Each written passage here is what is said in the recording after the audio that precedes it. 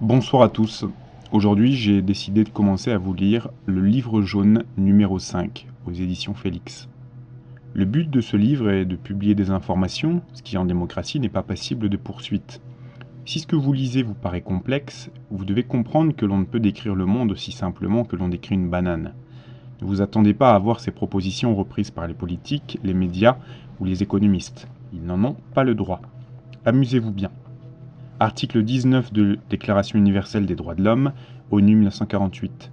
Tout individu a droit à la liberté d'opinion et d'expression, ce qui implique le droit de ne pas être inquiété pour ses opinions et celui de chercher, de recevoir et de répondre, sans considération de frontières, les informations et les idées par quelque moyen d'expression que ce soit.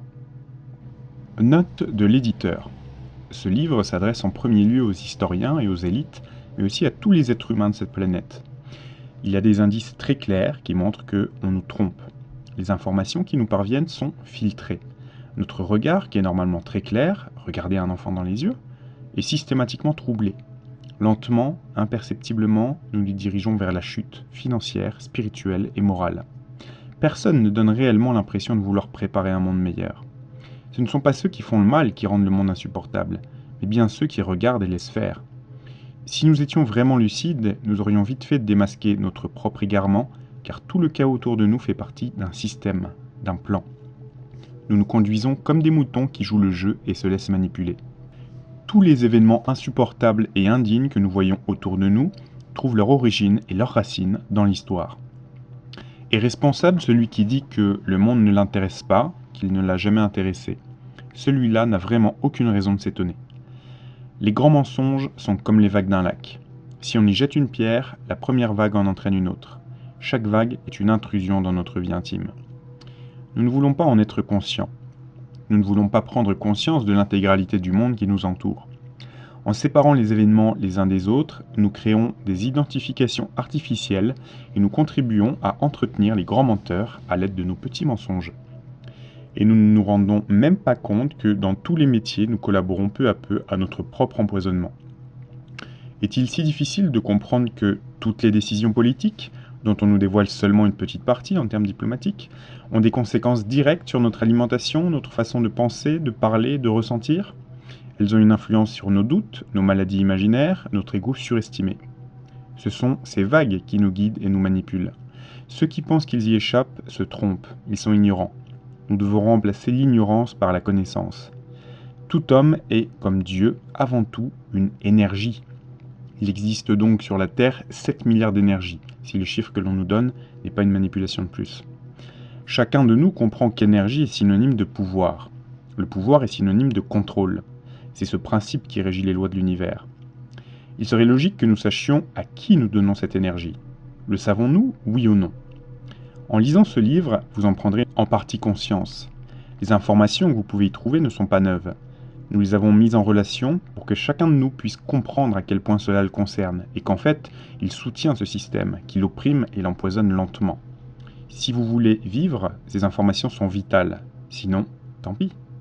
Les éditions Félix savent qu'il n'existe pas de nationalité. Ce n'est qu'une illusion. Les faits parlent d'eux-mêmes. Indépendamment de toute nationalité, nous devons nous éveiller. L'élite dirigeante ne s'identifie pas à une quelconque nationalité. Est-ce si difficile à comprendre ? Vous et moi, nous sommes avant tout de l'énergie. Voici un communiqué à tous les présidents, tous les intellectuels et non-intellectuels, à tous les suiveurs, à tous les petits bourgeois, à tous les croyants, catholiques, protestants, musulmans, à tous les athées, à tous les représentants des églises, à toutes les administrations, aux experts, aux juges, aux procureurs et aux condamnés. Votre comportement est honteux. À tous les militaires et à tous les policiers, devons-nous escorter et protéger cette mafia du pouvoir ? Serons-nous un jour sur le banc des accusés ? À tous les médecins et leurs patients, à tous les professeurs et leurs élèves, à tous les avocats, voleurs, prisonniers, clochards, libraires, ménagères, noirs, blancs, jaunes, verts, rouges, etc. Mais surtout à tous les riches magnats et ceux qui veulent le devenir, à tous les anarchistes, terroristes, mystiques, à tous les hommes. Où êtes-vous ? Que faites-vous ? Vous n'êtes pas écœurés de vous faire manipuler ? On empoisonne la terre tous les jours un peu plus, les produits synthétiques, les conservateurs, de E118 à E136, le xanthine, les caoutchoucs, les extraits d'algues indigestes, les champignons, tout ce que nous digérons. Chaque jour, nous consommons en moyenne 2,6 g d'acide cyanhydrique, de plomb, d'arsenic, de cuivre, de paraffine, de salpêtre, de goudron et autres poisons. Toute l'alimentation est traitée de façon chimique. C'est de la matière morte que nous mangeons. Savons-nous qui nous empoisonne? Nous sommes les responsables. La Food and Drug Administration des États-Unis a enregistré plus de 800 produits chimiques comme additifs alimentaires. Nous mangeons des fruits traités chimiquement, des légumes transgéniques et radioactifs. On nous parle tous les jours de scandales concernant les transformations que subissent les aliments. Sommes-nous aveugles et sourds? Peut-être sommes-nous déjà les robots consentants de l'avenir, les disciples de George Orwell, auprès de qui le lavage de cerveau a bien fait son effet? Le cancer progresse, les allergies augmentent, nos enfants souffrent d'eczéma, de démangeaisons. Voici quelques chiffres de l'Organisme mondial de la santé. En 1960, 1% de la population souffrait d'allergies. En 1994, il y en a 14%. Les problèmes cardiaques et circulatoires sont multipliés par 14, les rhumatismes par 17, le cancer par 20, l'obésité par 35, diabète par 59, les allergies par 70, la maladie d'Alzheimer par 89. Ces informations nous suffisent pour commencer à agir. De combien d'informations supplémentaires avez-vous besoin? Si les prévisions de certains scientifiques se vérifient, le gouvernement en est conscient, un déplacement des pôles se produira bientôt. La conséquence en sera la même pour tout le monde, Illuminati, clochards, hommes politiques, escrocs. La conscience globale de l'humanité s'élèvera. Les égos en pâtiront. Celui qui voudra survivre devra élever son niveau de conscience. Il pourra alors traverser, comme le chameau de la Bible, le trou d'une aiguille. La solution est si simple. Celui qui sourit à telle et telle phrase n'a pas encore compris. Celui qui détient l'information la garde pour lui. Même s'il en divulgue la moitié, il empêche toute décision libre. Un peuple a-t-il besoin de services secrets? Tout cela fonctionne bien parce que les gens ne s'intéressent pas vraiment aux véritables informations. Ils pensent que tout ne peut pas être si fou, si hallucinant. C'est là que le bât blesse, là qu'il faut chercher, si nous voulons découvrir la véritable vie et ne pas avoir peur. Pourquoi un peuple entier, un individu, a-t-il peur et s'empoisonne-t-il? Pourquoi continue-t-il à accélérer ce qu'il redoute le plus, sa propre mort, sans rien faire? Quel paradoxe! Question sur question. Ce livre peut vous aider à progresser. Les informations les plus brûlantes tombent de l'arbre, comme des pommes trop mûres. Allez-y, informez-vous. N'ayez aucune appréhension, nous n'en avons pas. Vous savez qu'information rime avec savoir et pouvoir. Prenez le pouvoir sur vous-même avant qu'il ne soit trop tard. Nous vivons dans une démocratie. La démocratie repose sur la pensée qui cherche à garantir dans un pays les plus grands avantages par une synthèse sociale optimale. Ce qui veut dire que la liberté de chacun est garantie contre toute intrusion extérieure. Le paradis n'existe pas. Le citoyen qui veut jouir de sa liberté a besoin de vivre dans une société dont les règles sont optimisées, empreintes de l'esprit de liberté des droits de l'homme et inscrites dans leur constitution. Seule la liberté optimale de l'individu crée un État vraiment libre et lui donne sa réelle légitimité. C'est son État souverain. Vous comprenez maintenant l'origine des éditions Félix. La deuxième raison en est la suivante. Au début, nous étions 3, à la recherche d'un sens dans notre vie. Chacun a trouvé le sien et contribue à sa façon au développement. L'un de nous est parti chercher de l'or en Équateur, a eu des contacts au Venezuela avec des objets volants non identifiés, OVNI, et donc des rapports avec différents services secrets. Nous nous sommes posé la question, que faire de tout ça? L'autre a vécu dans la société cosmopolite de la politique et de la culture. Il a vécu la lutte d'égos puissants s'affrontant dans un esprit de domination. Nous nous sommes posé la question, que faire de toutes ces expériences? Le troisième, associé dans un cabinet à un homme d'affaires international, complètement dépossédé de toute sensibilité humaine, un zombie criminel, a eu connaissance des rites et pratiques des grandes banques, des gouvernements du tiers-monde, des banques privées, des affaires de traitement de déchets nucléaires, du commerce d'armes. Nous nous sommes posé la question, que faire de toutes ces connaissances? On a réfléchi au devenir de l'homme dans un monde criminel. Qui sont les criminels? Nous tous. Nous sommes tous largement au courant de ces agissements criminels. Que faisons-nous? D'où viennent ces pulsions excessives, ce désir de puissance, cet égoïsme, cette furie destructive, cette lâcheté, cette folie décadente qui ne prêche que le ici et maintenant, sans réel investissement social? Les animaux ont des comportements plus évolués. Ce qui est prédit dans ce livre est du domaine du réel. Nous dirigeons nos instincts et pulsions vers ce qui est futile, concret, confortable. Nous cherchons la tension, l'aventure, le bonheur en général. Il n'y a pas de bonheur complet, du moins dans cette dimension, même avec de l'alcool, de l'ecstasy, de la cocaïne, de la pornographie. Ce ne sont que des illusions et de la perte d'énergie. Ces pulsions mal gérées sont dangereuses. Elles rendent fanatiques, irréalistes, fatalistes et jaloux. L'histoire, même manipulée, est pleine d'exemples de catastrophes collectives dues au laisser-aller et à la décadence progressive d'une société. Nous avons besoin d'une direction positive car l'ego, le narcissisme, le matérialisme sont des dangers. Nous pensons agir pour le bien des autres alors que ce n'est souvent que le besoin de puissance qui nous pousse à agir, afin d'obtenir un avantage personnel. Le besoin d'aventure, codé, trouve son contentement dans ce qui est négatif. Il remplace souvent la chaleur humaine et l'amour. Il nous mène à toutes les violences, à tous les excès sexuels. Notre quête en avant est sans limite. Nous négligeons nos bonnes relations, nous perdons de vue de vieux amis, sans cesse à la recherche de nouvelles aventures. Il n'y a guère que les douleurs collectives qui nous rassemblent dans la recherche de solutions. La vérité est toute simple. Nous sommes notre plus grand ennemi. Un des meilleurs exemples en la matière, parmi tant d'autres, est le souvenir du Titanic, fleuron de l'Occident. Aujourd'hui, nous connaissons tous les détails de la vie à bord. Le Titanic transportait tous les représentants de cette même société qui continue à diriger le monde aujourd'hui, arrogante, imbue de son pouvoir, superficielle, ennuyeuse, décadente. Une chose est certaine, personne n'avait envie de perdre sa vie au fond de l'océan au milieu des icebergs. Symboliquement, cette catastrophe représente bien notre société perturbée qui court à sa propre perte. Ce jour-là, il n'y avait pas de pilote, le capitaine dormait malgré les dangers évidents de cette région polaire. L'armateur et la plupart des gens pensaient que ce paquebot était insubmersible. L'ambition était sans borne. Les mécaniciens et charbonniers étaient aux ordres, ils devinrent les victimes de cette idiotie. Le rendement précédait le plaisir de vivre. La Terre est notre Titanic. Voulons-nous couler? Voulez-vous couler? Si vous ne prenez pas tout cela au sérieux, écoutez au moins ce que disait J.F. Kennedy dans son discours à la paix de 1962. « J'ai pris conscience que rechercher la paix est moins dramatique que de poursuivre la guerre. Mais l'homme de paix prêche souvent dans le désert. Pourtant, rien n'est plus important que la paix. » Les éditions Félix ne représentent aucune communauté d'intérêt, nous n'appartenons à aucune religion, aucun parti politique, aucune nation. La paix est notre seul souci. Paix entre les individus, entre les peuples. Nous voulons informer, chacun a le droit à l'information pour prendre sa vie en main. Il n'y a pas de raison de lutter pour ou contre quelqu'un. Les leaders de ce monde ne sont que le miroir de notre propre monde. Nous acquiesçons ou non. Notre consentement silencieux n'est-il pas comparable au comportement d'un troupeau de moutons qu'on finit par mener à l'abattoir? La passivité domine et elle permet tout à nos dirigeants. Si nous ne nous levons pas en disant « stop, je ne suis pas d'accord », la plupart des gens pensent qu'un autre agira à leur place. Je ne veux pas prendre de responsabilité. Deviens mon maître, mon guide, mon ersatz de père ou de mère. En fait, nous n'avons besoin de personne. Les informations qui nous soutiennent vivent sur tous les continents. Ils nous font parvenir des informations dans tous les domaines. Nous les publions. Où pensez-vous qu'on puisse faire disparaître de l'énergie? L'énergie ne disparaît pas, elle se transforme. Si vous cherchez une preuve, éteignez donc une lampe chez vous. Le courant ne disparaît pas, il se déplace, ailleurs. Nous sommes de l'électricité. La preuve de Dieu ne peut être scientifique. Dommage pour la science, mais on ne peut voir Dieu qu'avec l'esprit. Nous sommes une maison d'édition récente. Nous avons à l'heure actuelle 3 livres à notre catalogue. Les éditions Félix produiront en tout une dizaine d'ouvrages. Il ne nous reste pas beaucoup de temps.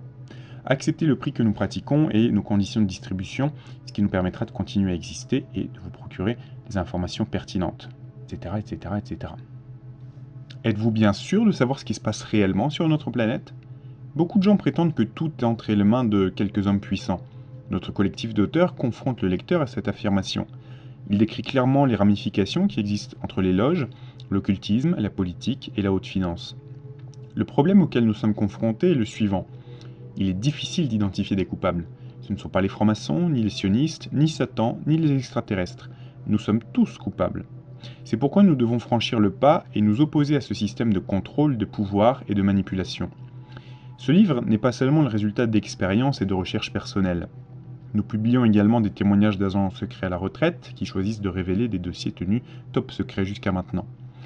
Nous ne nous bornons pas à dépeindre l'arrière-plan des événements politiques, nous dévoilons aussi les secrets d'une technologie qui pourrait contribuer à sortir l'humanité de sa condition misérable et voulue.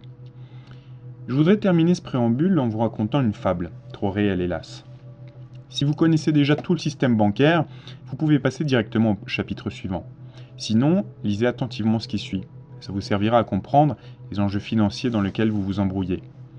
C'est pourtant si simple. Quelqu'un complique les données pour que les spécialistes seulement s'y retrouvent. et tirent leur marron du feu, à vos dépens évidemment. Ce texte est écrit bien simplement, avec des mots et une situation qu'un enfant peut comprendre. Quand vous entendrez parler de haute finance, vous connaîtrez les dessous de la machination, et vous ne serez plus dupe. Laissez les banquiers essayer de vous endormir avec de belles paroles, tout en se plaignant des vicissitudes du marché boursier. Rien n'est plus pareil quand on sait. Voici maintenant mon histoire inspirée du livre de Hans-Jürgen Klausner, L'économie humaine libre. L'investisseur, inventeur du produit argent. Voici la définition du mot investisseur, extraite d'un dictionnaire de 1790 et interprétée à ma façon. L'investisseur est une personne qui pratique l'ingérence de façon inutile dans une société basée sur les services. Il s'immisce dans la relation entre prestataire et client parce que ces personnes ne se connaissent pas et ne se font pas confiance mutuellement. Il profite du fait qu'elles n'ont pour l'instant pas réussi à s'accorder pour mettre au point un titre universel de crédit ou d'échange de prestations autre que l'argent. La perturbation et l'ingérence consistent dans le fait précisément que l'investisseur les a persuadés d'effectuer leurs transactions à l'aide d'un papier qu'il a lui-même fabriqué et pour lequel il facture une commission de 6%. Prenons un exemple et imaginons la situation suivante. Monsieur Martin a livré une vache à Monsieur Dubois. Monsieur Dubois doit en contrepartie livrer à Monsieur Martin une voiture à cheval. Monsieur Martin s'engage à rembourser la différence qui est de 10 poules à Monsieur Dubois, en temps voulu et au plus tard dans un an. La transaction a été définie à l'aide d'un titre de paiement, mis à la disposition par l'investisseur. Ce titre doit être renouvelé à chaque transaction et il induit des frais. Il faut penser qu'à l'époque à laquelle il a été introduit, il y a 200 ans, imprimer du beau papier coûtait cher, les ordinateurs n'existaient pas encore. Il a donc eu l'idée simple de prendre une feuille de papier et d'en faire des coupures, sur lesquelles il imprime par exemple la somme de 100 €. Voilà comment a été inventé ce qu'on appelle l'argent. L'argent correspond à une valeur. Combien vaut mon travail ou mon produit? L'histoire qui illustre ces propos ressemble à ceci. Nous sommes en 1794. Deux hommes sont assis à une table de restaurant en train de conclure un marché. Après être tombés d'accord, ils confirment leur engagement par une poignée de main. Survient un étranger. Celui-ci a compris ce qui se déroulait à leur table et se présente comme étant Monsieur X, un investisseur. Les deux commerçants sont un peu surpris car ils n'ont jamais entendu parler d'investisseurs. Monsieur X se présente de la manière suivante. J'ai entendu votre discussion de loin. Écoutez ma proposition, messieurs.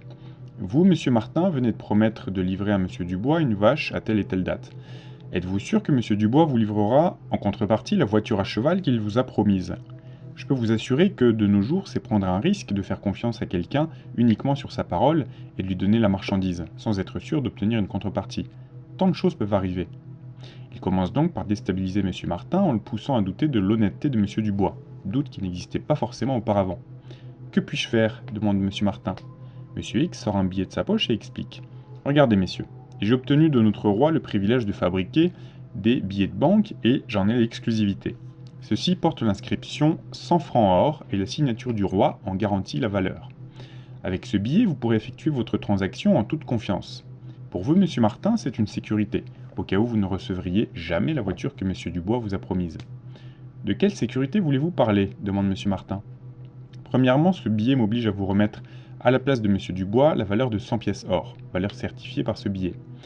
De mon côté, pour être sûr de récupérer l'argent prêté, je fais un crédit à Monsieur Dubois. Mais qu'est-ce qu'un crédit? Je prête à Monsieur Dubois ce billet de 100 francs pour qu'il puisse acheter la vache. Comme garantie, Monsieur Dubois hypothèque sa maison et s'engage à me rembourser le billet que je lui ai prêté avec 6% d'intérêt, c'est-à-dire une valeur marchande de 6 francs, l'équivalent de 20 kg de farine, dès qu'il vous aura livré la voiture. C'est vous, Monsieur Martin, qui remettrez à la livraison de la voiture ce billet à Monsieur Dubois, ce qui lui permettra de rembourser le crédit. Quel est l'avantage pour moi? Vous, Monsieur Martin, disposerez de ce billet de 100 francs qui est garanti par le roi lorsque vous aurez livré la vache à Monsieur Dubois. Comme Monsieur Dubois a gagé sa maison, il a tout intérêt à vous livrer la voiture pour pouvoir récupérer ce billet. Il me rembourse les 100 francs plus les intérêts, je le délivre de son hypothèque. N'est-ce pas là un moyen sûr de faire aboutir la transaction? Messieurs Martin et Dubois approuvent de la tête. Monsieur Dubois veut savoir à son tour pour quelle raison il doit s'acquitter d'un intérêt. Vous savez, répond l'investisseur, j'ai dû construire à mes frais une machine pour fabriquer les billets et apporter un papier spécifique.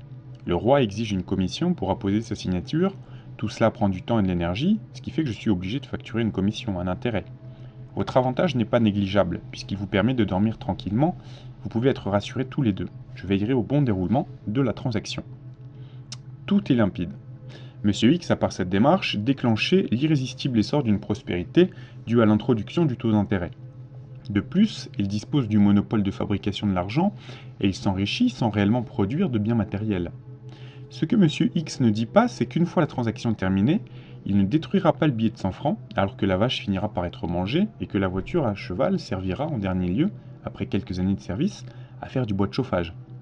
En imprimant une fois un billet, il pourra l'utiliser plusieurs fois. Ainsi, il pose la première pierre de sa fortune future. Aujourd'hui, M. X peut acheter le monde entier grâce à son taux d'intérêt, sans jamais rien produire réellement. M. X se réjouit d'avoir deux nouveaux clients, deux hommes qui ne doutaient pas particulièrement l'un de l'autre, mais dont il est maintenant le créancier. Cet unique et même billet sert évidemment à de multiples reprises, pour divers clients, et à chaque fois il se multiplie par le biais de l'intérêt. Il demande audience auprès du roi et lui explique qu'il a besoin de fabriquer plus de billets, car la demande a augmenté. Tout le monde veut maintenant faire du commerce avec ses bons de garantie. C'est compréhensible puisque M. X a fini par convaincre le monde entier du danger de commercer sans autre garantie que la bonne foi. M. X imprime de plus en plus de billets, le roi appose sur chacun sa signature, ce qui semble être une garantie suffisante pour tout le monde. M. X, homme débrouillard et malin, s'est assuré le monopole de la fabrication sur un vaste territoire. Il accumule les intérêts et achète des biens immobiliers en grande quantité. 200 ans plus tard, c'est lui qui possède presque toutes les richesses du monde. Peu de gens ont eu son idée. Voilà pourquoi il est maintenant le maître du monde. S'il avait commencé à l'époque de Jésus-Christ avec une pièce d'or, sa richesse dépasserait aujourd'hui celle de la terre entière. M. X connaît la gloire, le jour où le roi le fait venir et lui dit qu'il a besoin de grosses sommes d'argent pour acheter des soldats. La guerre est aux portes du pays. M. X ne pouvait pas mieux tomber. Par les garanties que lui propose le roi, il est certain de devenir propriétaire de l'hypothèque, si le roi n'est pas en mesure de le rembourser. En y ajoutant les intérêts, ça fait une belle somme. Le roi est sûr de payer car un roi ne peut pas faire faillite, c'est le peuple qui paie pour lui, en dernier ressort. Comment joue-t-il à ce jeu ? Le roi obtient 100 000 francs en coupure de 10 francs de la part de son imprimeur. Le taux d'intérêt est fixé à 6%. L'hypothèque est un terrain avec son château. Le roi pense pouvoir par l'impôt récupérer l'argent qui lui sert à payer les soldats.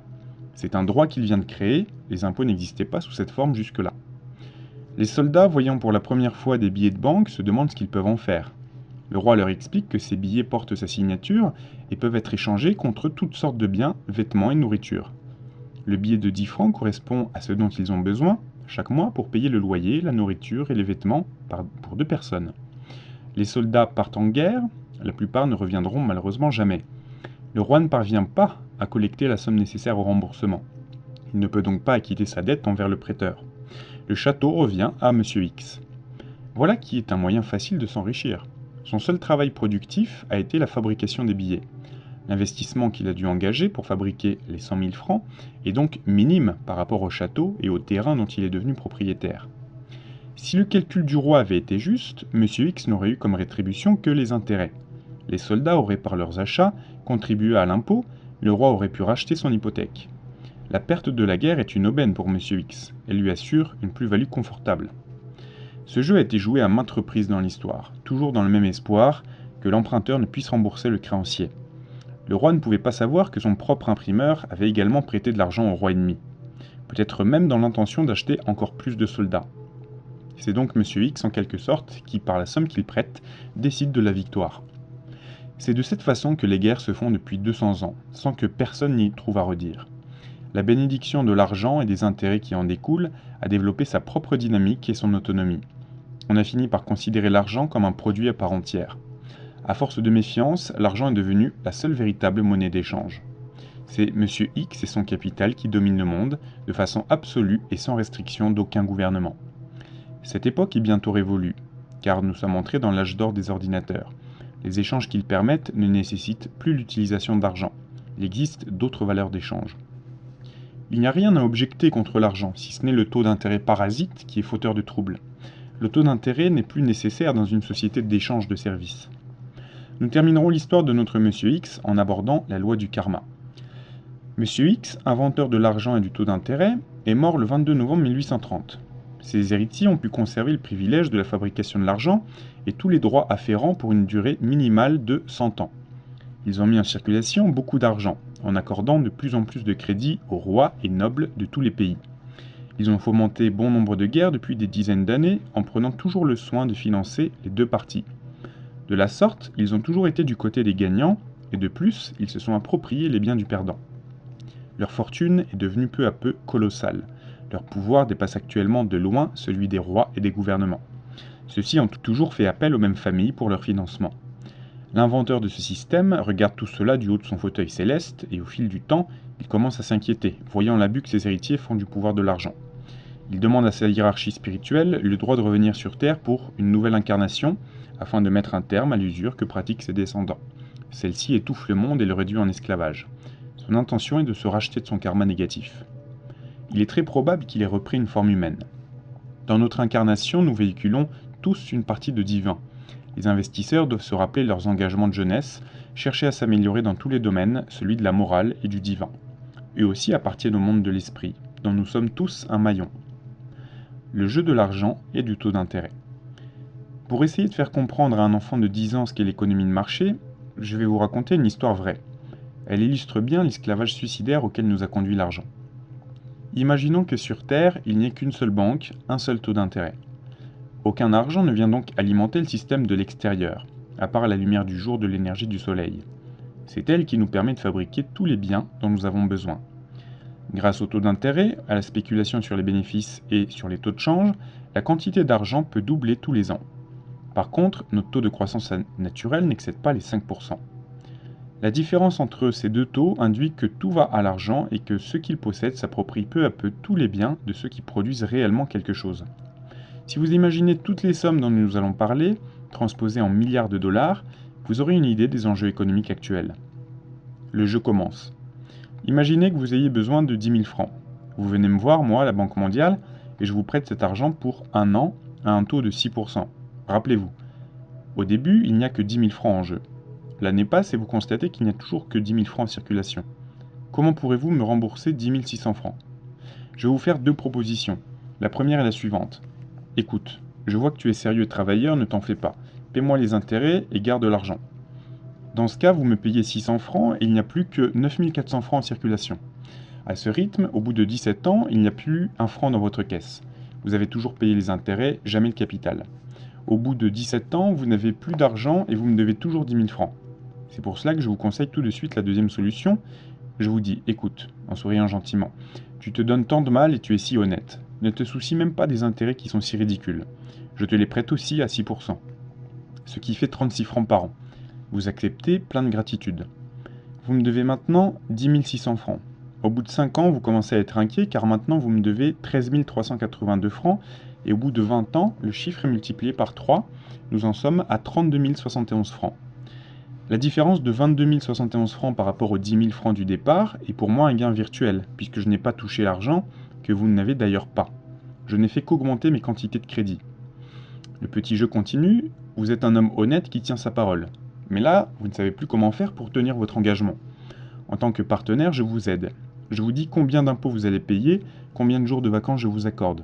Je sais où est le seuil de la douleur, je ne dois pas exagérer. Mais je vous tiens en mon pouvoir. Je peux exiger l'argent quand bon me semble, je sais que vous ne pourrez pas payer. Vous trouverez toutes les échappatoires, vous vous tordrez dans tous les sens, vous aurez honte, mais vous ferez ce que j'aurai décidé, pour votre bien. C'est peut-être à partir de cette situation qu'a surgi cet adage « Je veux votre bien et je le veux en entier ». L'atout dont je dispose est que je ne joue pas ce jeu qu'avec vous, mais également avec vos enfants, vos amis, vos frères et sœurs. Chacun est lié par la parole.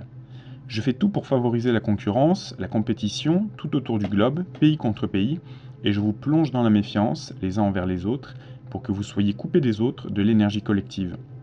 Surtout, je vous laisse dans l'ignorance au sujet de mon jeu. S'il y a 10 000 francs en circulation, vous ne pouvez pas en rembourser 10 500 francs. Mais comme tout le monde participe, vous faites pareil. Il y a aujourd'hui beaucoup de gens qui ont démasqué ce va-et-vient perpétuel. Mais c'est un peu tard, les banques possèdent presque la totalité des richesses de ce monde grâce à la dette. La Banque mondiale qui accorde les crédits de développement ne le fait pas gratuitement. Les taux d'intérêt sont sa source de richesse et elle maintient ainsi le monde dans la dépendance et l'esclavage. L'économie de marché est donc vraiment du pain béni pour toutes les banques. Avant-propos. Essayez d'imaginer un instant que vous êtes un extraterrestre. Vous venez de parcourir des années-lumière avec votre vaisseau spatial, vous vous dirigez vers la planète Terre. Votre mission est d'explorer cette planète, de prendre contact avec ses habitants pour échanger savoir et informations à tout niveau. Si tout se passe pour le mieux, Si vous arrivez à la conviction que ses habitants sont honnêtes et prêts à tout pour la paix, la Terre pourrait alors être admise à la Fédération intergalactique. C'est en tout esprit d'ouverture que des contacts pourraient alors avoir lieu avec les habitants d'autres planètes. La conscience terrestre progresserait nettement, cet avancement toucherait aussi les domaines de la technologie et de la santé. Vous voilà propulsé dans l'orbite terrestre, allumez donc votre moniteur et branchez-vous au hasard sur les ondes. Vous captez aussitôt un poste d'émetteur d'informations qui transmet ce qui se passe sur Terre. Vous réalisez alors que vous vous trouvez sur une planète guerrière où les habitants se battent non contre une planète ennemie, mais bien entre eux depuis des millénaires, ce que vous étiez à 1000 lieues d'imaginer. Première constatation, aucun concept ne peut justifier ces guerres puisque les uns se battent au nom de leur foi, d'autres pour la couleur de leur peau. Certains ne sont pas satisfaits de la superficie de leur pays, d'autres combattent pour pouvoir survivre. Certains n'ont de cesse de penser à l'argent, mais pour la plupart, chacun ne pense qu'à soi. Vous vous rendez compte donc que cette planète n'est pas du tout mûre pour recevoir les informations et la technologie que vous avez à lui offrir. Quel que soit le pays où vous atterrirez, il est sûr et certain que vos cadeaux ne serviraient pas le bien de tous les habitants de la Terre, mais seulement les intérêts égoïstes des dirigeants de chaque pays. Il est possible que vous songiez alors à votre planète natale, au temps où elle était elle aussi en guerre. C'est sûr, c'était il y a des millénaires, mais ce scénario, vous ne désirez pas du tout le revivre et constatez de plus qu'on a lancé des missiles sur votre vaisseau spatial. Votre décision est alors prise, vous préférez rendre visite à une autre planète. Vous aussi, vous êtes-vous déjà posé cette question? Pourquoi les hommes se font-ils sans arrêt la guerre? Le savant suisse Jean-Jacques Babel a constaté que depuis les 56 derniers siècles, l'humanité a mené 14 500 guerres qui ont provoqué 3,5 milliards de morts. Cela représente la moitié de la population mondiale d'aujourd'hui. Pour la seule année 1991, on a par exemple enregistré 52 guerres ou foyers de crise sur notre Terre. Ça signifie qu'après d'innombrables conflits sur cette planète, dont 2 guerres mondiales en un siècle, cette année-là a vu 104 idéologies s'opposer dont la requête était manifestement assez importante pour justifier à nouveau le massacre de plusieurs millions d'hommes. Quel but sous-tend donc la guerre entre les hommes? Le sujet de la guerre est depuis des siècles le casse-tête des organisations de la paix, mais aussi des philosophes. Ils en sont venus à la conclusion que presque toutes les créatures de la Terre s'affrontent régulièrement par manque de nourriture et de territoire. On ne peut tout de même pas imputer à l'homme l'agressivité des animaux entre eux, car celui-ci possède au moins une intelligence, une conscience et une éthique. Que l'on pense à la différence qui existe entre 2 bêtes de proie qui se battent pour un butin et des multinationales d'armement qui vivent de la vente d'armes et donc de crises permanentes. Que le combat pour la vie puisse servir de distraction, nous le savons depuis l'antique Rome où, sous la devise Panem et Circenses, du pain et des jeux de cirque, les gladiateurs combattaient entre eux, ce qui faisait la joie de la plèbe et l'empêchait de s'appesantir sur sa propre impuissance. C'est le même principe qui sous-tend aujourd'hui la télévision, la vidéo et les grands matchs de football. On donne aux citoyens superficiels la possibilité d'échapper au néant et au pot de son existence. De quoi nous détournent donc les médias? C'est à nous demander de quoi nous prendrions conscience si nous n'étions constamment distraits de nous-mêmes. Il n'est pas nouveau qu'un tiers tire avantage de la guerre que se font 2 autres pays. Il est bien connu que lorsque 2 personnes se disputent, la troisième s'en réjouit. Transposons ce dicton à un pays où notre planète entière, nous en verrons le bien fondé. Les systèmes bancaires, par exemple, qui accordent un prêt à un pays belligérant, ont tout intérêt à ce que la guerre ne prenne pas fin trop vite. C'est par des guerres et des troubles qu'on peut pousser un peuple à accepter et même à souhaiter que naissent des institutions auxquelles il n'aurait jamais spontanément consenti, l'OTAN, l'ONU. Serait-il possible qu'il n'y ait pas que l'industrie de l'armement qui tire profit des guerres? Qu'est-ce qui pousse donc les hommes à se haïr indéfiniment jusqu'à tuer leurs propres congénères? Qu'est-ce qui est assez important pour nous pousser à exterminer une vie? N'avons-nous donc rien appris de ces centaines de millions d'hommes morts à la guerre et de la souffrance qui en a résulté? Prenons l'exemple de l'ex-Yougoslavie où depuis des décennies, plusieurs peuples vivaient en paix. Ils viennent de s'égorger. Qu'est-ce qui pousse ces hommes à considérer soudainement comme leurs pires ennemis ces frères qui vivaient dans le même village, parlaient la même langue, portaient les mêmes vêtements, partageaient les mêmes amours, les mêmes joies, les pleurs et les rires? Qu'est-ce qui fait qu'ils égorgent leurs enfants, violent leurs femmes et leurs mères, envoyant leurs maris en camp de concentration? Ça n'évoque-t-il rien pour nous? Est-ce que ce sont vraiment des motifs idéologiques propres à certains groupements qui ont causé cette guerre? Ou bien faut-il trouver qui tire les ficelles en coulisses? Qui pourrait assumer le rôle du tiers? D'où vient donc cette idée préconçue de l'adversaire, inculquée à l'homme par les religions, les livres scolaires et les masses médias? Quel but visent ces êtres à l'origine de cette idée constamment suggérée? À qui pourrait profiter la haine croissante et la dégénérescence de l'humanité? Peut-être à Satan, Lucifer, à Riman, Baphomet ou à d'autres, à des entités insaisissables à qui on ferait volontiers porter la faute? Dans ce livre, nous raconterons l'histoire de quelques personnages bien tangibles qui, en 1773, établirent un projet à Francfort dans une maison de la Judenstrasse, rue Juive. Ils voulaient préparer la voie pour leur gouvernement mondial unique jusqu'en l'an 2000, au moyen de 3 guerres mondiales. Un projet parfaitement élaboré, basé sur les faiblesses et les peurs des hommes, et qui finirait par se retourner contre eux. Le but d'un gouvernement mondial n'a en soi rien de nouveau, puisque le Vatican tient toujours à faire de notre terre un monde catholique. Ce mot veut dire universel. Pour cette raison, il a fait torturer et massacrer des millions d'hommes, comme nous le prouve l'histoire. Des civilisations entières ont été décimées pour la plus grande gloire de Dieu. De quel Dieu s'agit-il donc? Vous aurez des réponses surprenantes au cours de votre lecture. L'islam, ce mot veut dire soumission à Dieu, s'est donné le même but. Étant la plus grande et la plus fanatique des religions, il en a de toutes les opportunités. De quel Dieu s'agit-il? Est-ce le même? N'oublions pas que l'idéologie russe panslaviste, instaurée à l'origine par Guillaume le Grand, exigeait l'élimination de l'Allemagne et de l'Autriche pour annexer l'Inde et la Perse, après avoir mis le joug sur l'Europe. Notons aussi l'idéologie de l'Asie aux Asiatiques, qui réclame que la Confédération des États asiatiques soit sous le contrôle du Japon. Remarquons aussi l'idéologie pan-germaniste qui prévoit un contrôle de l'Europe par l'Allemagne pour l'élargir plus tard au reste du monde. Cependant, les personnes dont il est question dans ce livre n'ont absolument rien à voir avec une quelconque religion et n'appartiennent à aucune nation. Elles ne sont ni de gauche, ni de droite, ni libérales, mais utilisent toutes les institutions pour poursuivre leur but. Certes, elles font partie d'une quelconque organisation pour rendre difficiles d'éventuelles enquêtes, pour créer la confusion chez les curieux et les attirer ainsi sur une fausse piste. Ces personnes se servent des chrétiens comme des juifs, des fascistes comme des communistes, des sionistes comme des mormons, des athées comme des satanistes, des pauvres comme des riches, de tous. Mais elles se servent surtout des ignorants, des paresseux, de ceux qui se désintéressent de la vie et de ceux qui n'ont pas d'esprit critique. Entre initiés, les personnes citées ci-dessus s'appellent les Illuminati, les illuminés, ceux qui savent, Big Brother, le gouvernement invisible, les hommes gris, le gouvernement de l'ombre, le gouvernement secret, l'establishment. Les agissements des Illuminati sur Terre remontent à environ 3000 siècles avant Jésus-Christ, quand ils infiltrèrent la fraternité du serpent en Mésopotamie, dont ils se servirent à des fins négatives. Il est plus que probable, il est même pratiquement sûr, que ce drame a débuté longtemps avant la période mentionnée ci-dessus, si ce n'est à l'époque où l'ego s'est développé. Nous pouvons faire remonter cet événement à une période précise de l'histoire, simplement grâce à l'action de la fraternité du serpent.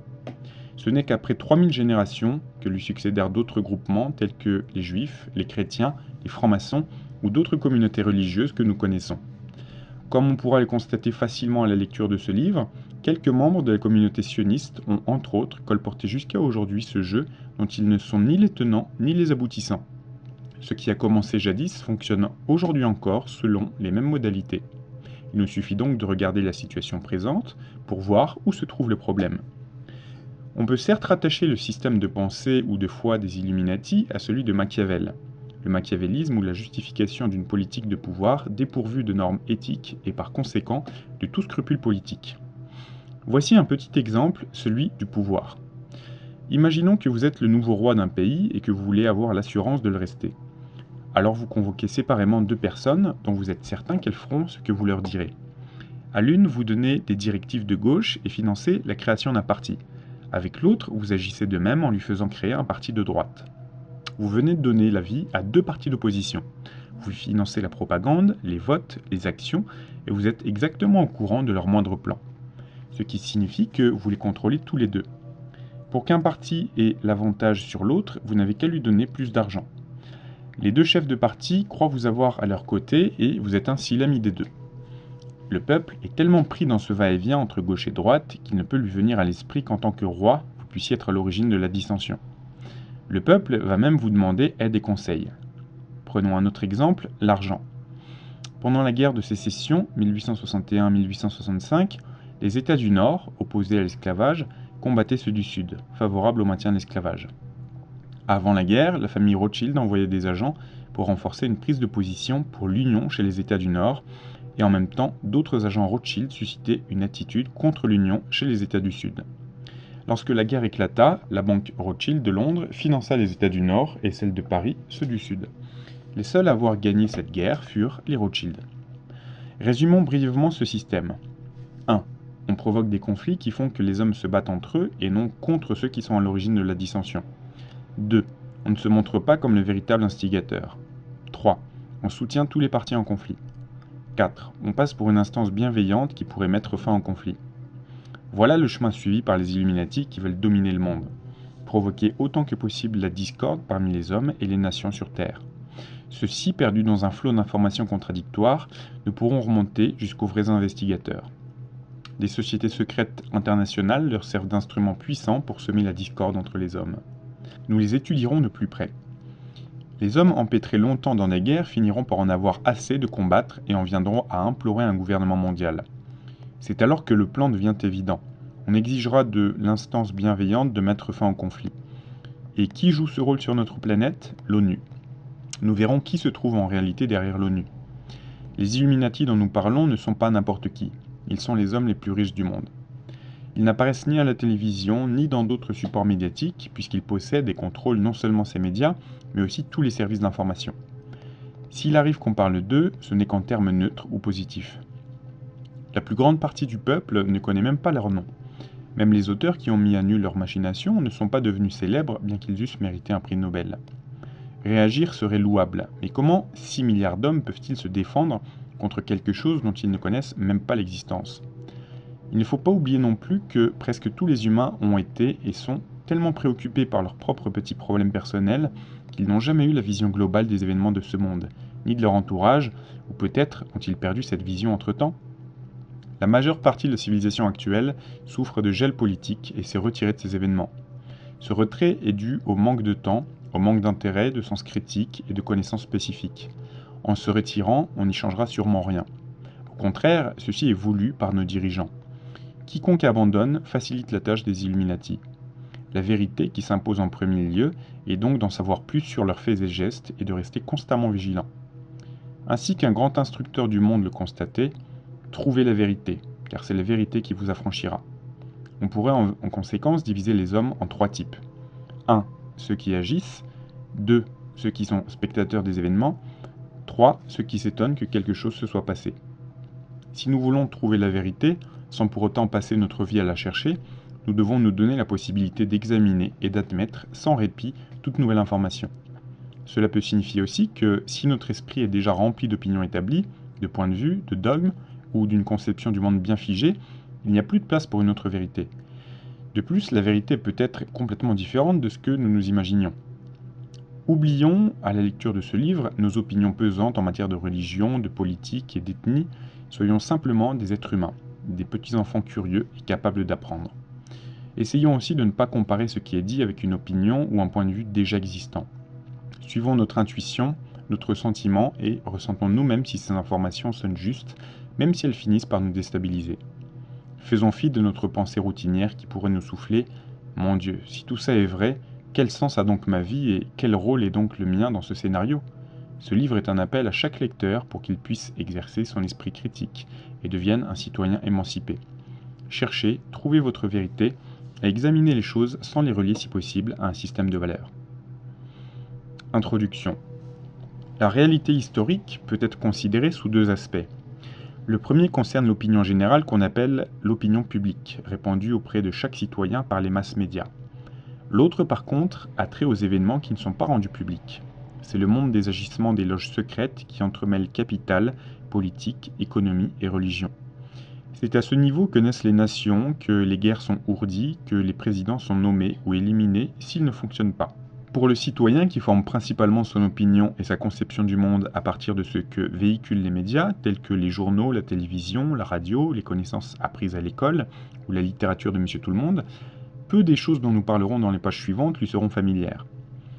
Il est facile de comprendre des pensées du style « Je n'ai encore jamais entendu parler de ça ». Évidemment, les agissements d'une loge secrète n'atteignent leur but que s'ils restent secrets. L'existence à elle seule d'une loge secrète montre qu'il y a des choses qui ont une si grande importance aux yeux des frères de la loge que ceux-ci désirent les cacher aux yeux des autres hommes. Qu'est-ce que cela peut donc bien être? De nombreux frères de loge de sociétés secrètes différentes occupent des positions dont nous ne pouvons que rêver. Cela montre que quoi qu'ils vous cachent, c'est cela même qui les a menés précisément à la position qu'ils occupent. L'une des organisations principales qui tire toutes les ficelles aux USA est le CFR, Council on Foreign Relations. Cette organisation, à moitié secrète, est sous la domination du syndicat Rockefeller et d'une société secrète européenne qui porte le nom de Comité des 300. L'explication vous en sera donnée plus tard. Dans le livre du Dr John Coleman intitulé Conspirators Hierarchy, The Committee of 300, apparaît le nom suivant, Sir John G. Loudon. Il est représentant de la NM Rothschild Bank à Londres. Ses autres titres sont président du comité de conseil international de la Chase Manhattan Bank, Rockefeller, président de la Royal Dutch Petroleum, directeur de la Shell Petroleum Company Limited, administrateur de la Ford Foundation. Ceci montre que cet homme réunit à lui seul un pouvoir et une influence extraordinaires. Comment en est-il arrivé là? Cela provient justement du fait qu'il est membre de sociétés et ordres secrets, notamment du comité des 300. Dans le comité des 300 se trouvent 300 personnes de ce calibre, et Sir Loudon n'est certainement pas le plus puissant. Pouvez-vous imaginer que les décisions prises par ces personnes en réunion puissent avoir une influence considérable sur notre histoire mondiale? Ces personnes ont des secrets qu'elles cachent au public. Elles savent ce que nous ne savons pas, et c'est la raison pour laquelle ceux qui s'appellent les Illuminati, les éclairés, ceux qui savent, détiennent une telle puissance. Ne voulez-vous pas savoir quels sont les secrets de ces Illuminati? Leurs secrets sont presque tous en relation avec le passé de notre planète, avec la genèse et l'origine de l'homme, quand et comment, avec la raison de sa présence sur Terre, avec les ovnis et les conséquences qui s'en suivent, ovni égale objet volant non identifié. Telle est la désignation courante pour des engins volants, le plus souvent en forme de soucoupe ou de cigare. Ils possèdent 2 champs magnétiques inversement rotatifs et sont d'origine extranéenne ou parfois terrestre.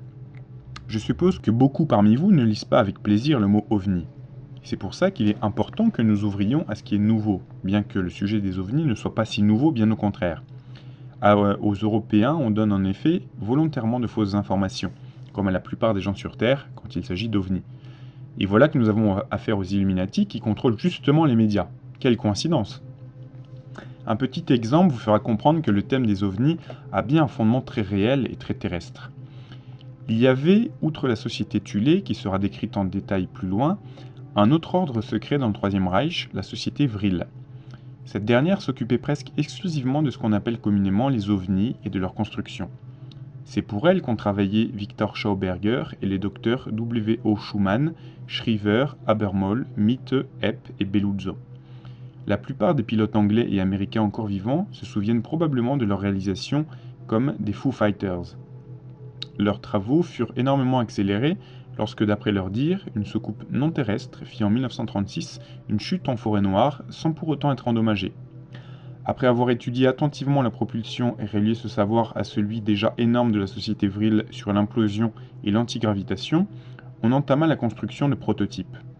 Des réalisations telles que le Vril 7, un hélicoptère supersonique en forme de disque, à ne pas confondre avec les V1 et V2, bombes autopropulsées à grand rayon d'action, étaient déjà si stupéfiantes que le Stealth Bomber actuel de l'US Air Force ressemble presque à un jouet. Citons l'exemple du Vril 7 réalisé par Richard Mitte, lequel, équipé de 12 turbopropulseurs BMW 028, a atteint lors d'un essai en vol le 14 février 1944 à Peenemünde, après un décollage vertical, la hauteur de 24 200 mètres et en vol horizontal la vitesse de 2200 km/h. Dès la fin de l'année 1942, on avait fabriqué plusieurs exemplaires de l'avion circulaire RFZ-6 nommé Aonebu 2. Son diamètre était d'environ 32 mètres, sa hauteur au centre de 11 mètres et sa vitesse de 6000 km/h à proximité de la Terre. Il avait une autonomie en vol de 55 heures, décollé à la verticale. Il pouvait voler aussi bien à l'horizontale qu'à la verticale et surtout en angle droit, ce qui caractérise la façon de voler des ovnis aperçus partout dans le monde. Plus tard, d'autres Vril furent cependant encore plus performants puisqu'ils permirent début 1945 de faire le tour de la Terre en quelques heures. Un Aonebu 2 construit plus tard en version grand modèle avait un diamètre de 120 mètres, dortoir intégré. Mais pourquoi avoir fait ces dortoirs puisqu'il ne fallait que quelques heures pour faire le tour de la Terre? Dans le chapitre du même nom, vous trouverez plus d'explications sur la société Vril et ses réalisations. Beaucoup d'entre vous vont maintenant se poser la question, pourquoi Hitler n'a-t-il pas gagné la guerre s'il avait à sa disposition une telle technologie? Une des raisons est qu'un assez grand nombre de disques volants atteignaient des performances fantastiques en vol, mais leur utilisation à des fins militaires était presque impossible. La cause en était la suivante, le champ magnétique créé par le mécanisme de lévitation, procuré aux disques volants, une sorte de bouclier de protection qui les rendait quasiment invisibles. Ce champ magnétique avait cependant l'inconvénient de ne pas permettre l'utilisation d'armes traditionnelles, car les projectiles ne pouvaient pas traverser sans frottement ce rideau magnétique. Les projets dépendaient de la société Vril et de la SSE-4, Bureau d'études secrets pour l'énergie alternative des SS. Cela signifie qu'ils n'étaient pas directement sous les ordres d'Hitler et du parti nazi. En fait, ils n'avaient pas été élaborés à des fins proprement guerrières.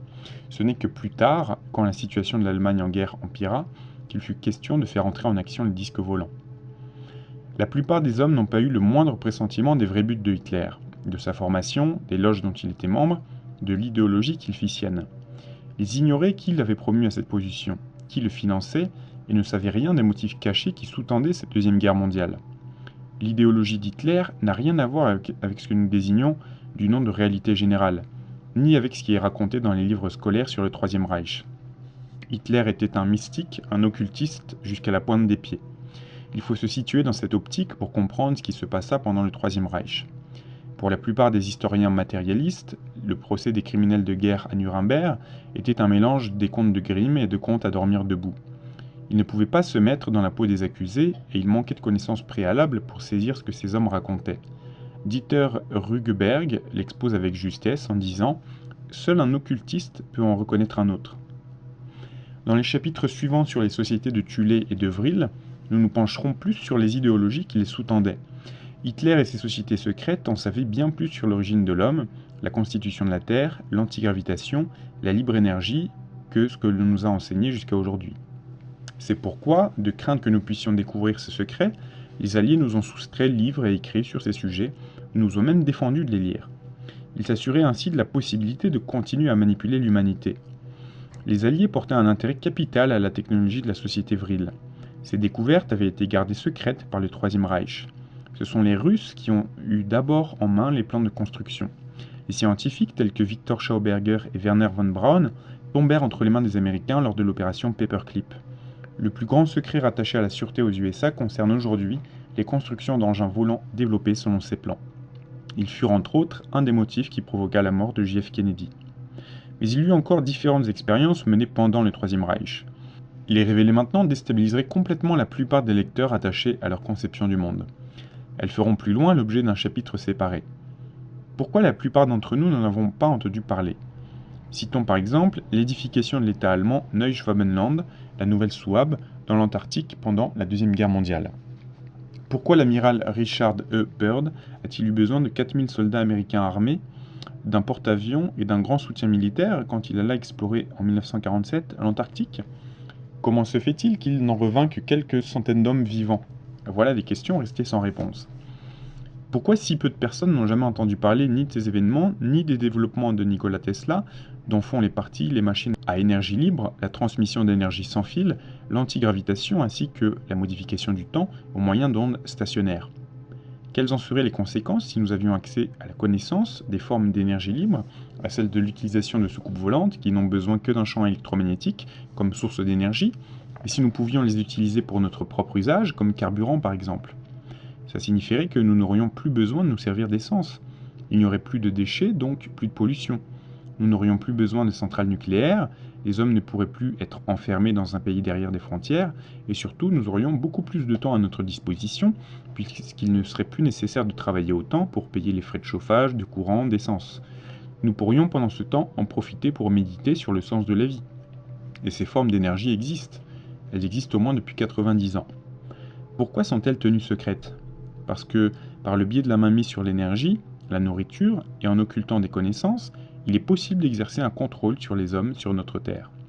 Si quiconque venait à découvrir et utiliser ces connaissances, les Illuminati ou d'autres égoïstes ne pourraient plus jouer au tout-puissant. Les églises, les sectes, les drogues perdraient également de leur importance. Il est donc important pour les Illuminati que ces choses restent cachées du reste du monde. Ainsi, leur pouvoir leur permet de continuer à nourrir leur ego avide de puissance. Ceci n'était qu'un petit aparté pour montrer que le thème des ovnis est plus explosif et réel que beaucoup ne veulent l'admettre. La stratégie moqueuse de l'establishment anglo-américain a coûté plusieurs milliards de dollars jusqu'ici pour que le sujet des ovnis soit ridiculisé avec autant de succès par les masses médias. Ajoutons ici que le premier commandement d'une loge secrète est de ne jamais citer le nom de la loge en public. Prononcer même le nom d'un frère de loge et parfois passible de peine de mort, comme ce l'est dans la 99e loge. Quiconque prononçait le dernier théorème de Pythagore, l'octagone, était passible de mort dans l'école secrète de Pythagore. L'octagone était une clé importante pour comprendre le Merkaba, désignation du champ magnétique de l'homme, et apporte donc l'illumination, c'est-à-dire une solution au problème que nous avons.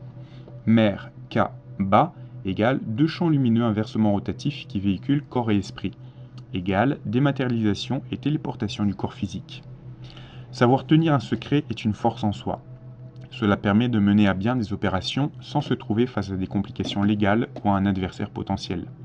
Cela fait naître aussi un lien, celui d'un grand savoir parmi ceux qui savent. À cet endroit du livre, prenons connaissance de la scène capitale du nom de la rose d'Umberto Eco, lorsque l'abbé aveugle demande à l'enquêteur William de Baskerville « Que voulez-vous vraiment ?» Baskerville répond « Je veux le livre grec, celui qui d'après vous n'a jamais été écrit. Un livre qui ne traite que de la comédie, que vous haïssez autant que le rire. » Il s'agit probablement de l'unique exemplaire conservé du deuxième livre de la poésie d'Aristote. Il y a beaucoup de livres qui traitent de la comédie. Pourquoi ce livre est-il précisément si dangereux ? L'abbé de répondre « Parce qu'il est d'Aristote et qu'il va porter à rire. » Baskerville réplique « Qu'y a-t-il de si inquiétant dans le fait que les hommes puissent rire ?» L'abbé « Le rire tue la peur et sans peur il ne peut y avoir de foi. Celui qui n'a pas peur du diable n'a plus besoin de Dieu. » Cette phrase nous rapproche, plus que nous ne le pensons, de la solution à de nombreux problèmes qui sont nôtres sur cette planète. Beaucoup parmi vous le savent ou le découvriront bientôt. Relisez donc une deuxième fois cette citation. Si une loge secrète trompe le public en lui mentant et en le manipulant pour accéder à un pouvoir politique et économique à nos dépens, garder un secret peut devenir un instrument de mort. Cela ne signifie pas que toutes les sociétés secrètes sont destructrices ou méchantes. Par exemple, une des nombreuses branches des francs-maçons qui vit le jour après 1307 est issue des Templiers qui furent pourchassés par le Vatican sur l'ordre du roi français Philippe le Bel. Ceux qui purent échapper à l'arrestation et à la torture imposée par les inquisiteurs se réfugièrent surtout au Portugal, en Angleterre et en Écosse. Là-bas, ils travaillèrent pendant des siècles en secret pour apporter la justice au monde et pour faire avancer les droits de l'homme. Mais l'histoire montre que d'un autre côté, des sociétés secrètes, telles que par exemple le 33e degré du rite écossais des francs-maçons, peuvent être une force dangereuse capable de mettre en place des gouvernements, de les renverser et de se servir d'alliances secrètes pour provoquer des bouleversements globaux. Énormément de livres ont eu pour sujet les Illuminati. Ils se sont certes aperçus de ce qui se passe parmi nous, mais leurs arguments furent trop subjectifs et ils n'ont finalement mis la faute que sur un autre groupe ou sur Satan.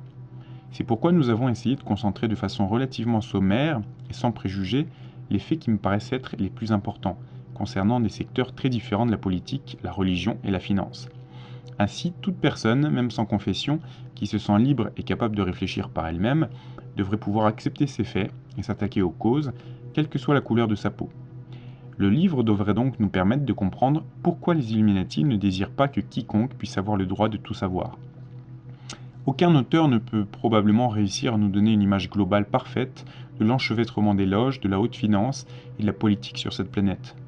Ce livre vise surtout à vous montrer quel est le but que poursuivent ces personnes et la façon dont elles s'y prennent. Comme nous l'avons déjà mentionné, l'action des Illuminati remonte au moins jusqu'aux Sumériens, mais cela nous mènerait trop loin d'en parler maintenant, nous ferait passer à côté de notre but. Nous allons donc commencer à nous intéresser aux francs-maçons. Tournons donc notre regard vers les 3 derniers siècles, c'est amplement suffisant. Si les noms et les institutions changent au cours de l'histoire, la force présente, elle, par contre, ne change pas. Pour résumer, disons qu'il y a beaucoup plus de loges et d'ordres secrets que le livre n'en mentionne, et qu'il en existe depuis la nuit des temps. Ce livre doit permettre de comprendre que loges et ordres secrets sont étroitement entremêlés. Il peut nous amener à pressentir aussi qu'il y a plus que jamais des êtres puissants qui ont des conceptions de valeurs un peu différentes des nôtres. Ce livre existe pour donner un aperçu global des réseaux négatifs. Mais notre monde matériel ne pouvant exister que dans la polarité, nous pouvons partir du principe qu'il y a un potentiel tout aussi important de force positive et constructrice qui maintient l'équilibre. Seulement, la plupart des hommes ne sont pas conscients de l'existence de telles forces, ni des effets provoqués par ceux qu'ils utilisent dans des buts très précis. Cela explique entre autres pourquoi ils se laissent encore si facilement abuser. Notre but principal est de montrer les chemins positifs tout en traitant ce thème assez négatif pour que nous accédions nous-mêmes à notre liberté. Ainsi, nous pourrons développer, conformément à la nouvelle ère qui arrive, une nouvelle compréhension des forces cosmiques, en grec cosmos égale ordre, des réseaux dans leur globalité, des rapports d'homme à homme, et nous pourrons élargir notre conscience. Ne vous laissez pas décourager si vous ne pouvez pas maîtriser tout de suite ce flot d'informations. Si vous avez à maintes reprises des difficultés de compréhension, ou si vous vous sentez perdu dans ces enchevêtrements, ne sautez pas pour autant aucun chapitre, car la cohérence dépend de la lecture de tous les chapitres. Prenez votre temps et n'hésitez pas à faire parfois 2 lectures. La bibliographie permet une étude autodidacte et vous invite à approfondir votre voyage de découverte à travers la jungle des informations. La rétrospective historique ne prend en considération que la pointe de l'iceberg. Il y a tant et tant de loges. La franc-maçonnerie est une des plus vieilles organisations existant encore de nos jours. Des rouleaux de papyrus trouvés en 1888 lors de fouilles dans le désert de Libye décrivent des rencontres secrètes de corporations semblables 2000 ans avant Jésus-Christ. Les corporations avaient déjà participé à la construction du temple de Salomon et leur fonction était à peu près celle des syndicats d'aujourd'hui, mais elles étaient alors déjà garantes de la tradition mystique. On dit que le but de la franc-maçonnerie est la transformation intérieure de l'homme, grâce à un travail spirituel qui vise à la perfection dans le respect de Dieu. Les francs-maçons appartiennent à diverses religions, d'où le nom qu'ils donnent à leur Dieu de grand architecte de l'univers. Nous trouvons d'autres renseignements dans le livre des morts des Égyptiens et grâce au dieu Thoth qui fut jadis leur grand maître. Grand maître, tel est le titre usuel pour les grands dirigeants. La connaissance spirituelle des francs-maçons fut traduite par des symboles, des allégories et des rituels qui servaient aussi à la communication. Le langage secret est représenté par des symboles tels que la poignée de main des francs-maçons, la pyramide, le pentagramme, l'utilisation des chiffres 3, 7, 13 et 33 qu'on trouve dans leurs armoiries, dans les emblèmes et aujourd'hui dans des sigles de firmes et dans des noms propres. Le symbole le plus important dans beaucoup d'organisations, y compris dans la franc-maçonnerie, est le tablier. Le tablier, qui au début était très simple et sans ornement, a été troqué par le clergé de Melchisédek vers l'an 2200 avant Jésus-Christ pour une blanche peau d'agneau qui est utilisée aujourd'hui encore telle qu'elle. Dans l'ancienne Égypte, les dieux qui, selon de vieilles traditions, volaient dans des barques divines, ovnis, étaient représentés avec le tablier sur les fresques du temple. Les prêtres portèrent aussi, plus tard, le tablier, symbole de leur dévouement envers ces dieux volants, et symbole aussi de l'autorité face au peuple, puisqu'ils étaient les représentants des dieux. Déjà, en 3400 avant Jésus-Christ, les membres de la fraternité du serpent, voire la Genèse dans l'appendice, portaient le tablier en signe de leur soumission aux dieux qui descendaient des cieux sur des roues volantes. Il est peu probable que, dans les grades inférieurs des loges, on connaisse aujourd'hui la symbolique du tablier.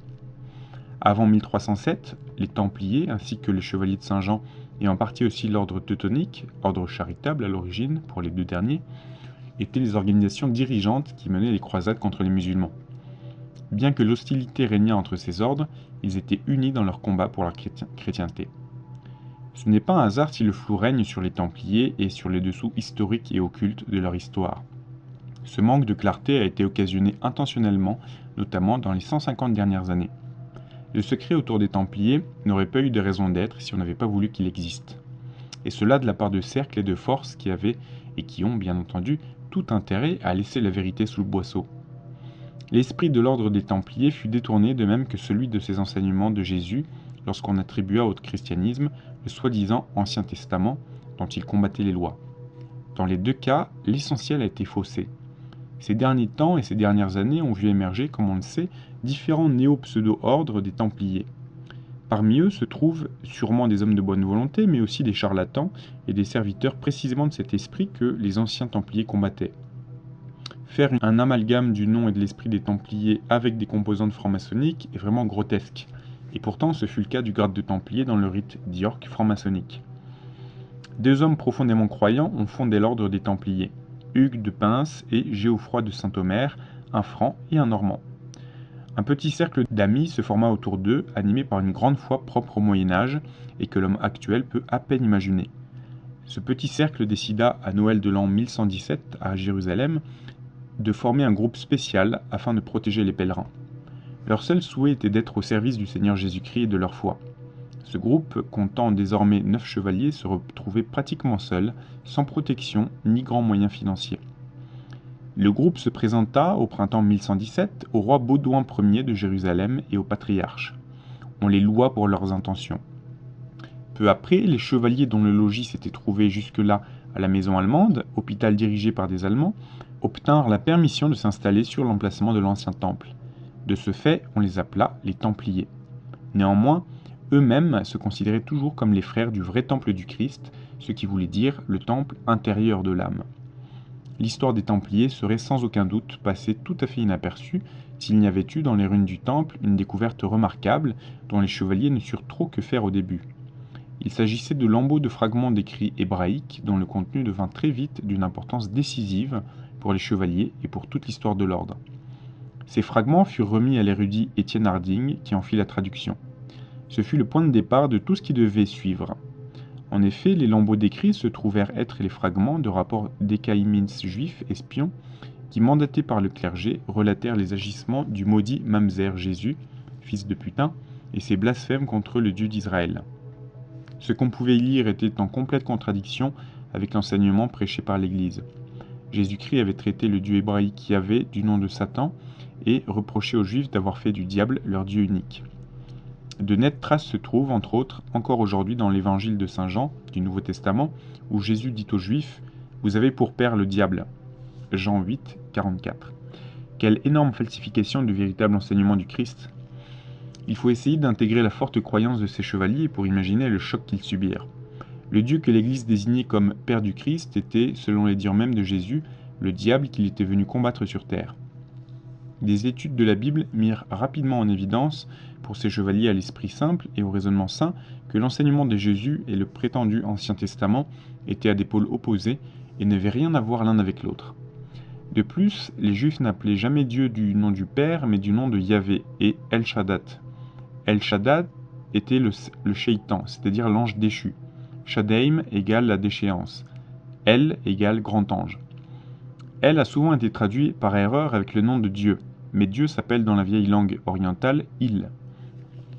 Lorsqu'en l'an 1128, la fondation formelle de l'ordre eut lieu, et que Bernard de Clairvaux fut considéré jusqu'à un certain degré comme son protecteur, le petit groupe de Templiers détenait déjà un secret. C'était la volonté de connaître la vérité sur le Christ.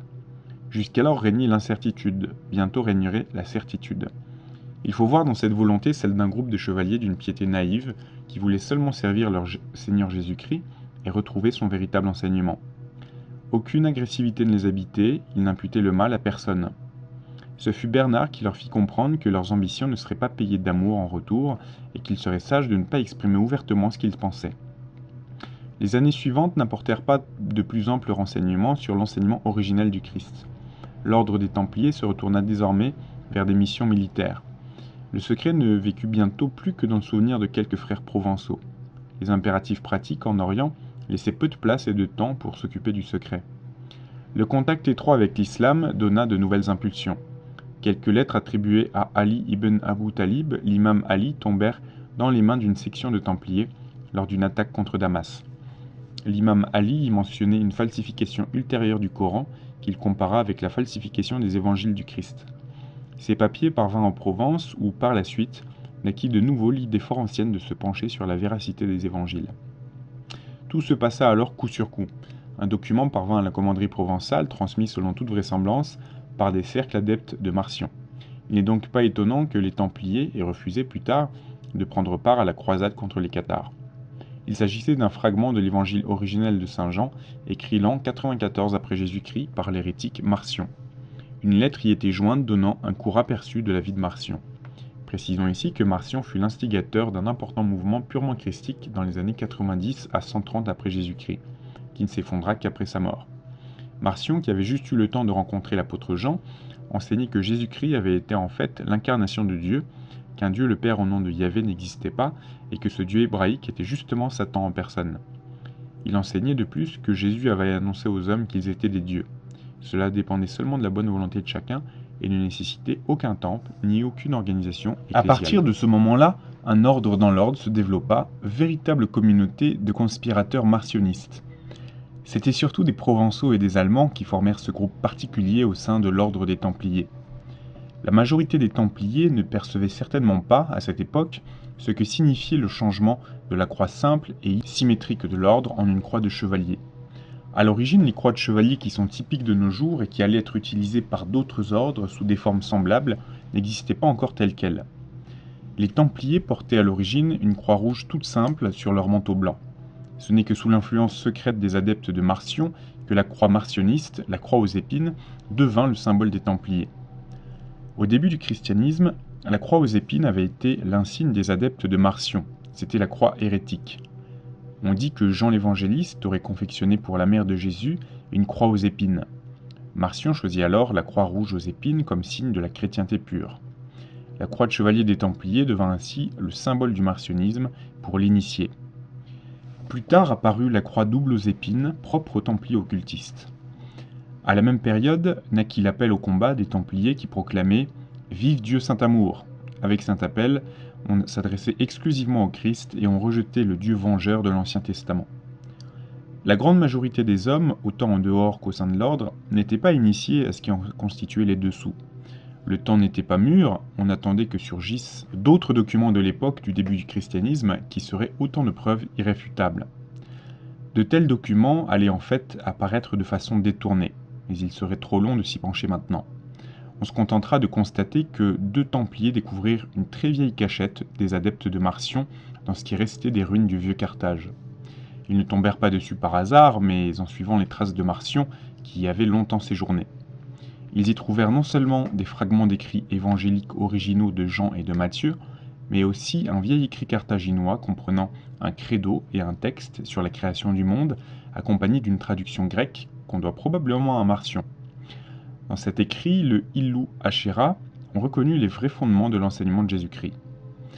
Mentionnant seulement au sujet de la révélation des Templiers de l'an 1236 qu'elle promettait la venue d'un royaume lumineux au pays de minuit et que les dévoués parmi les Templiers seraient élus pour lui ouvrir la voie. Cette révélation eut lieu lorsque 2 chevaliers, qui cherchaient des écrits marcionistes sur les lieux de Carthage, eurent une apparition féminine qui leur transmit le message. C'est à la suite de cette vision que fut créé le Tempelhof à Berlin, future capitale du nord de la Nouvelle-Babylone. Quelles étaient vraiment la foi, l'état d'esprit et la vision du monde de ces Templiers ? Le pays du couchant au Moyen-Âge reposait sur 3 pierres angulaires. La religion judéo-chrétienne, une économie monétaire et commerciale basée sur l'autorisation de percevoir des intérêts, qui existait depuis l'Ancien Testament, et le principe du pouvoir absolutiste. Il vint à l'idée des Templiers d'enlever ces 3 pierres angulaires dès qu'ils auraient assez de pouvoir pour le faire. Il s'agissait donc d'éliminer l'Église judéo-chrétienne et d'ériger à sa place une communauté de foi digne de celle des premiers chrétiens, en excluant tout ce qui se rattachait à l'Ancien Testament.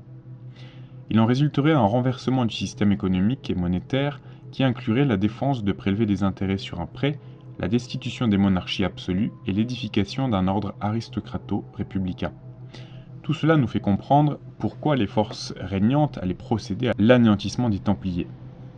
Après la chute de Jérusalem, qui signifiait la victoire définitive des musulmans, les chevaliers de Saint-Jean s'enfuirent de la Terre Sainte et s'établirent les années suivantes dans différentes îles de la Méditerranée. Ils empruntèrent les noms de ces îles pour désigner leur ordre, c'est ainsi qu'ils se dénommèrent les chevaliers de Rhodes et plus tard les chevaliers de Malte. Ils s'agrandirent jusqu'à devenir une puissance militaire et marine étonnante en Méditerranée avant d'être vaincus en 1789 par Napoléon. En 1834, leur siège principal fut transféré à Rome, où ils sont connus aujourd'hui comme l'Ordre souverain et militaire de Malte, SMOM, d'où la croix de Malte. Entre autres membres, le défunt William Casey, ex-chef de la CIA de 1980 à 87, Alexander Haig, ex-secrétaire au département d'État américain, Lee Iacocca, président de la Chrysler Corp, James Buckley, Radio Libre d'Europe, John McCone, chef de la CIA sous Kennedy, Alexandre de Marinck, chef du service secret français, Valéry Giscard d'Estaing, ex-président français. Le sort des Templiers n'était pas enviable, puisqu'ils n'avaient pas réussi à sauver la Terre Sainte. C'est la raison pour laquelle le Vatican, sous l'ordre de Philippe IV, surnommé le Bel, les poursuivit en l'an 1307. Ils étaient accusés de pratiques sataniques et autres. Philippe le Bel était de surcroît jaloux de leur puissance et de leurs privilèges. Les Templiers s'enfuirent donc de France pour chercher protection dans des régions plus sûres comme le Portugal, l'Angleterre et l'Écosse, où la puissance du Vatican se faisait moins sentir. Là-bas, une partie des Templiers s'adjoignit aux loges de francs-maçons déjà existantes, et sous cette nouvelle identité, ils participèrent à la réforme protestante pour se venger des poursuites de l'Église catholique. Une autre partie des Templiers s'installa à nouveau au Portugal, sous le nom de Chevaliers du Christ. Ils furent réhabilités par le pape Clément V. Les Templiers devinrent au Portugal à nouveau les détenteurs d'une grande puissance dont nous parlerons plus tard. Leur grand maître, Jacques de Molay, fut brûlé sur le bûcher sur l'ordre de Philippe le 11 mars 1314 devant la cathédrale Notre-Dame de Paris. Deux autres institutions existaient du temps des croisades, les franciscains et les dominicains. Les franciscains reprirent la tenue portée par la fraternité égyptienne à El Amarna, c'est-à-dire le port de la tonsure et la corde à la ceinture. Ils paraissaient être très humains. Les dominicains, par contre, furent l'instrument de l'Inquisition catholique, institution la plus cruelle que les hommes aient jamais inventée. Au XIVe siècle surgirent pour la première fois dans ce monde, et précisément en Allemagne, les plus grands initiés de la confrérie du serpent sous le nom latin d'Illuminati. Le mot biblique originel pour le serpent Nahash découle de la racine NHSH, qui signifie déchiffrer, découvrir. En latin, illuminare signifie illuminer, connaître, savoir. Une des branches les plus importantes des Illuminati en Allemagne fut celle des Rose-Croix, ordre mystique introduit par l'empereur Charlemagne au début du IXe siècle. La première loge officielle fut créée à Worms en 1100 après Jésus-Christ. Les Rose-Croix se permirent d'affirmer qu'ils connaissaient l'origine extranéenne de l'homme ainsi que les doctrines ésotériques de l'Égypte. Ils devinrent célèbres grâce à leur travail sur les symboles mystiques et sur l'alchimie. Il y avait un lien si étroit entre les Rose-Croix et les Illuminati que le fait de monter dans les grades secrets d'initiation chez les Rose-Croix avait souvent pour effet d'être admis chez les Illuminati. Il était difficile de poursuivre les Rose-Croix du fait que chaque grande branche de la confrérie travaillait en public pendant les 108 ans qui suivaient sa fondation pour être active dans l'ombre pendant les 108 années suivantes. Ces phases alternantes donnaient l'impression que l'ordre avait entre-temps disparu, ce qui facilitait le travail des frères. Nombre d'auteurs disent que c'est en 1614 que l'ordre des Rose-Croix a vu le jour lorsqu'un écrit annonça officiellement leur existence en S et appela à en devenir membre. À ce moment-là, la phase d'activité extérieure recommença. L'écrit qui exhortait les hommes à renoncer aux faux enseignements comme celui du pape, d'Aristote et de Galène, médecins populaires de l'Antiquité, raconte aussi l'histoire du personnage fictif de Christian Rosenkreuz qui avait été choisi pour symboliser la fondation de l'ordre. Aujourd'hui, on le désigne souvent à tort comme le vrai fondateur. Le système d'alternance de période de 108 ans avait donc pleinement réussi. Les Rose-Croix sont aujourd'hui présents dans de nombreuses branches. L'ordre poursuit des fins positives et vise à la rédemption de l'esprit et de l'âme de chaque homme. Chez les Illuminati et les Rose-Croix se trouvait cette force qui a promu des mouvements religieux pendant les années de la peste. Les Amis de Dieu, entre autres, en faisaient partie. Leur enseignement reposait beaucoup sur l'Apocalypse et exigeait une obéissance absolue envers les dirigeants. Le mouvement, dans son ensemble, fut transmis plus tard à l'ordre de Saint-Jean, désigné comme organisation franc-maçonnique à mission secrète. Martin Luther a eu d'étroites relations avec les Illuminati et les Rose-Croix. Son sceau personnel le laissait comprendre à l'initié, une rose et une croix avec ses initiales, comme chez les Rose-Croix. C'était à l'époque où l'Église était dirigée par le pape Léon X, fils de Lorenzo di Medici. Ce dernier était le dirigeant d'une riche banque internationale à Florence. Une génération plus tôt, le pape avait confié à la famille Medici la charge de recueillir les impôts et les dîmes pour la papauté, ce qui aida les Medici à faire de leur banque une des plus riches et des plus influentes d'Europe. La révolte de Luther contre l'action de l'Église catholique était justifiée. Elle était devenue plus une entreprise commerciale qu'un lieu de foi. Un des personnages clés soutenant la réforme fut alors Philippe le Magnanime. Il fonda l'université protestante à Marbourg et organisa une alliance politique contre l'empereur catholique Charles Quint. Après la mort de Luther, sa communauté de foi fut soutenue par Sir Francis Bacon, le plus grand dirigeant des Rose-Croix en Angleterre. Du temps du roi James Ier, Bacon fut le coordinateur du projet visant à créer une Bible protestante anglaise reconnue.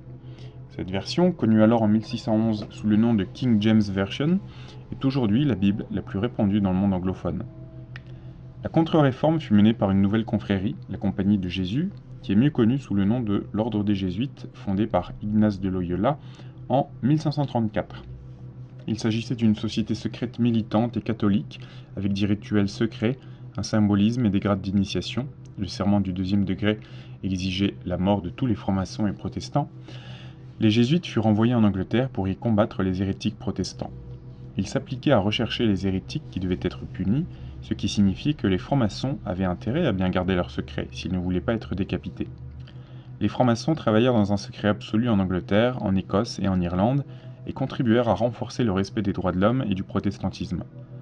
Un des grands maîtres des francs-maçons était présent à la signature de la Magna Charta, aux côtés du grand maître des Templiers. Les différentes loges avaient aussi la responsabilité des mouvements protestants en Angleterre et en Allemagne.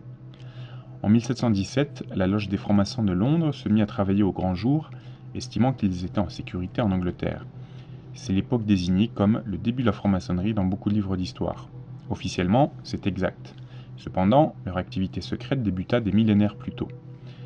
Mais comme cela a déjà été mentionné, à quoi eût-il été bon de garder le secret si chacun savait aujourd'hui ce que les francs-maçons faisaient, quand et comment ? La consternation régna parmi les loges franc-maçonniques quand la loge de Londres révéla publiquement son travail. Elle fut accusée de trahison par les autres loges. Après l'excitation apaisée, les francs-maçons commencèrent à se répandre dans toute l'Europe et le Nouveau Monde. Ils se manifestèrent plus tard dans le Nouveau Monde par la Déclaration d'indépendance et par le Boston Tea Party, organisé par la loge franc-maçonnique de Boston. John Locke se servit des bases franc-maçonniques pour écrire la constitution de la colonie de Caroline du Sud, qui devint plus tard un bastion des francs-maçons. Les écrits de Sir Francis Bacon dénotent la même inspiration philosophique propre aux francs-maçons. La Déclaration d'indépendance fut rédigée et signée presque exclusivement par des francs-maçons. George Washington et la plupart de ses généraux étaient des francs-maçons. C'est un fait que les USA n'existeraient pas sans la présence active des francs-maçons. Voilà, dans la prochaine partie, nous aborderons les sages de Sion.